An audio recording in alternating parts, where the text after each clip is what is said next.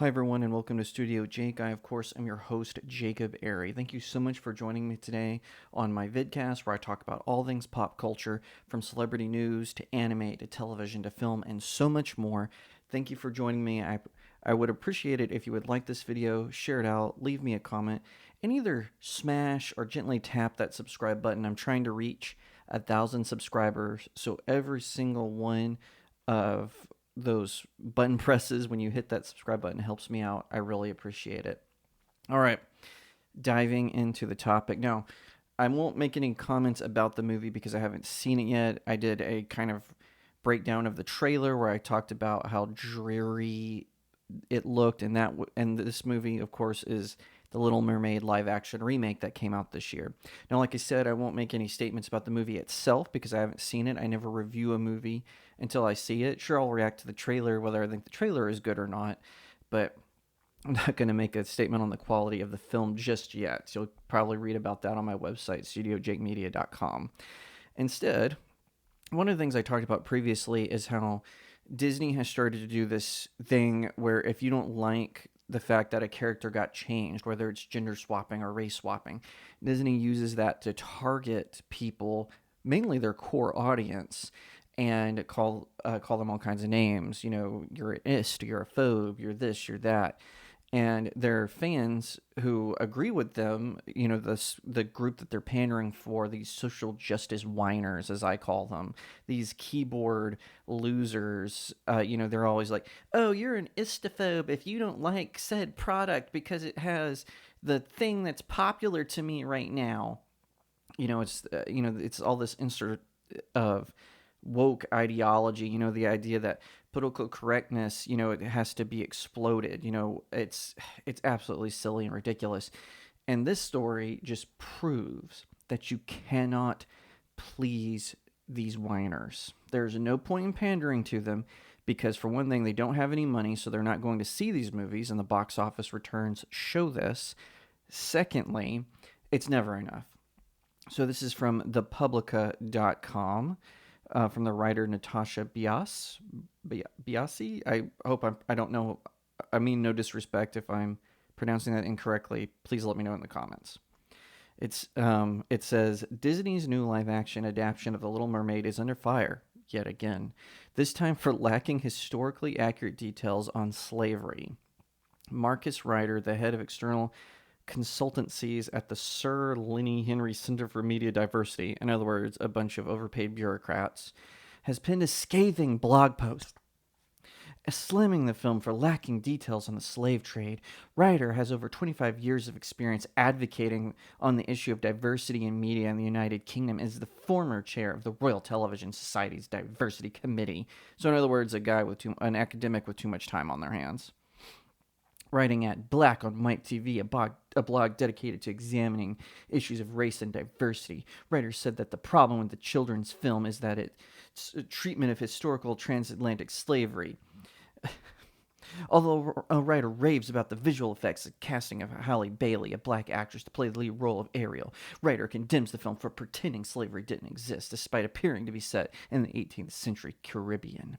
Children's films should not ignore the more difficult parts of our history just because adults feel uncomfortable addressing them. The film is set in the Caribbean in the 18th century. It does not specify exactly when, but judging from the ship's clothes and other references, it was during a time of African chattel slavery, and yet there is not a direct reference to slavery, and the islanders live in racial harmony. And so it goes on with a bunch more of his complaints, and oh my gosh, here's the bottom line: you cannot please these SJWs, these social justice whiners.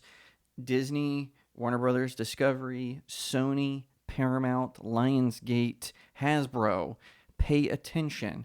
No matter what you do, you cannot win. Stop pandering to them. All of the people involved in this movement, all they care about is getting social media hits, that little endorphin boost. The person who wrote this blog post, you know, they're claiming that he's an academic. Okay, so what? And also, I would just also like to point out The Little Mermaid is a fantasy story, right? It takes place, it is a Dutch fairy tale. And so Disney decided to change that because they're morons and creatively bankrupt. So all they have is this we're going to change things so we can get social media clicks and everyone's going to high five us and we'll get all the awards and whatnot. It's not a box office draw. Folks want to see their legends, their myths, even their modern ones, told in their original context. There are ways that you can represent in other capacities. But see, even with this, they took a child's fairy tale that's meant to be a cautionary tale, because trust me, the original fairy tale ends in tragedy, not in success, not in a triumph. And it was meant to be a cautionary tale, like most fairy tales are. So they decide that they're going to insert all these, intersexual diversities, all of these, woke talking points into the story through casting, through the narrative, through changing song lyrics, through adding songs, through giving Aquafina a role for some reason. And then, oh, everyone's going to be happy. It's going to be hunky dory. But no, it's never that way. They're taking a real historical event, a tragic historical event, Africans selling their tribesmen and rival tribes people to the Dutch, to the French, to the English, and, forcing them into slavery. And they want to apply it to a fairy tale story. Fairy tale is fantasy. And yes, many fairy tales do use real historical characters, real historical events to help explain the context, but that's because many fairy tales are localized. Folks don't realize this, like this academic, and if honestly, if I was a member of the Sir Lenny Henry Center for Media Diversity, I would be embarrassed that this got posted by a member of the organization. I mean, talk about shoddy scholarship. And this is what happens when you try to cater to a crowd that can never be pleased. So then they think, okay, so we're going to eliminate all redheads because we can't have redheads in media anymore. So we're going to replace her with a more based on a diversity quota from some random organization that's trying to shake us down and threatening us with ratings, and we might not get this person to be in this movie or whatever.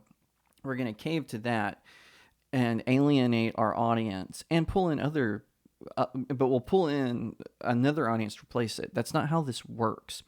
These keyboard activists, these cowards who hide behind their laptops, I'm well aware of the irony. They don't care about that. They don't. You give them an inch and they'll take a mile. It is so mind-blowing to me that these companies cave, especially entertainment studios, which is supposed to be art.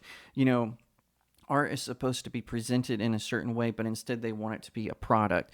Insert product here. If you don't like that product, well, you're just an istophobe. Oh wait, the company, they tried to make this more diverse, more inclusive. Oh, well, here's a problem here in this fantasy setting. Is absolutely ridiculous, absolutely preposterous that these companies continue to cave to these activists. They don't actually go see this movie. I bet you dollars to donuts, the guy who wrote this post didn't even go see the movie. I bet you he just saw the trailer, he read a couple of other reviews online, probably read the Wikipedia plot summary, and wrote it. Now, I don't know that for sure, but judging by just what the public post, I would get it. He didn't see it like I haven't seen it, right? Because that's what it boils down to. Because the truth doesn't matter. It's the narrative they're trying to push. Now, Little Mermaid, it looks like a terrible film. It looks like, just based on that scuttlebutt clip that leaked, and then later Disney proudly released it like it would bring more people in. Golly, Disney just doesn't understand their fans anymore.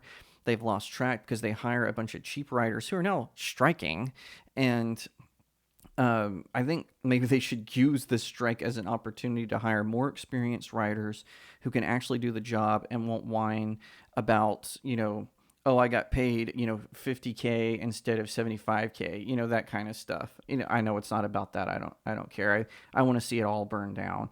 I really hope that that Disney, Warner Brothers Discovery, Sony, Paramount, all these film companies wake up to the reality that these activists will never be pleased, they'll never be happy, and that it's time to start pandering to your real fans, not these fake ones on the internet.